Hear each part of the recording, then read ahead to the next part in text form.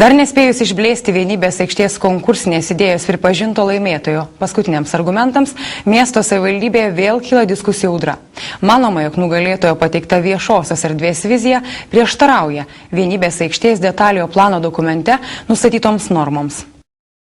Vienybės aikštės projekto idėjos konkurso finalas įvyko prieš 2 savaites. Geriausių kūrybinių darbų komisija pripažino Vilniečių bendrovės 4 architektų rengtą siūlymą.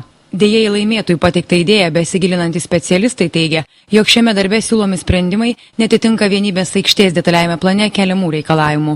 Štai pėsčiųjų perėjos nuolydis po automobilių stovėjimo aikštelės konstrukcija projekte siūlomas 15%. Tuo tarpu leistinos normos yra iki 10%.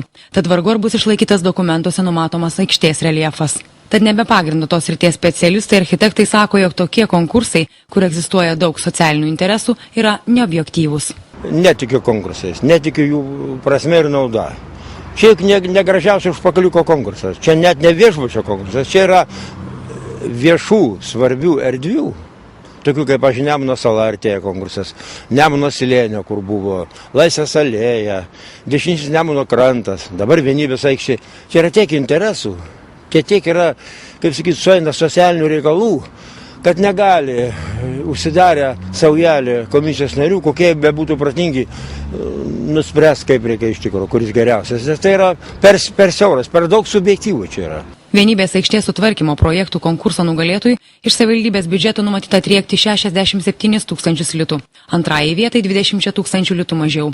Kol kas nugalėtojams premijos už atliktus darbus neišmokėtos. Tuo tarpu komisijos sprendimas, dabar keliantis nemažai diskusijų, pasirenkant laimėtojo argumentuotas, jog būtent Vilniečių projekte yra gerbiamas ankstesnių aikštės kūrėjų indėlis. Komisija turėjo įgaliojimus, jinai sprendė, jinai nusprendė.